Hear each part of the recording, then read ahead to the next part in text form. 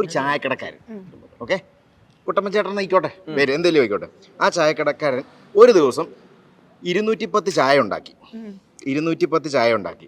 അതിലൊരു ചായക്കകത്ത് പല്ലി വീണു. ബാക്കി എത്ര ചായ ഉണ്ടാവും? 9. ആ 210 ചായ ഉണ്ടാക്കി, 9 ചായ ബാക്കി.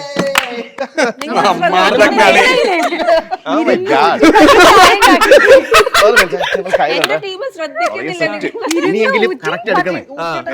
അയാൾ ഉണ്ടാക്കി 10 ചായ ഉണ്ടാക്കി, അതിൽ ഒന്നിനാ പല്ലി വീണേ. ഓക്കെ, 9. അല്ല ഏത് വേണം? 6. എന്താ 6. നമ്മൾ തോറ്റു. അതൊക്കെ എങ്ങനെയാണ്?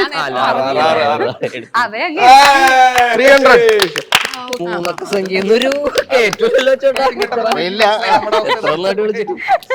ചിലപ്പോ ഒരെണ്ണത്തിനകത്ത് അവർക്ക് 1000 കിട്ടിയെന്നിരിക്കും. സെറ്റ് അല്ലേ, പറയാൻ പറ്റത്തില്ല. നമുക്കൊരു ടാസ്ക് ചോദിക്കാം. അതായത് February 14 ഇത് റിലീസ് ആവുന്നത്. ഇത്രയും നാളത്തെ ഇടയിൽ ഏറ്റവും ബെസ്റ്റ് വാലന്റൈൻസ് ഡേ ഏതാണ്? അതിനെപ്പറ്റി രണ്ടു അല്ല, ഇത് കഴിഞ്ഞ് ഇതിന്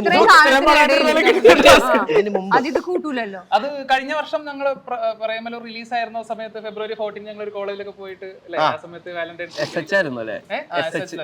അപ്പൊ എല്ലാ വർഷവും February 14 ഓരോ സിനിമ റിലീസ് ചെയ്യണം.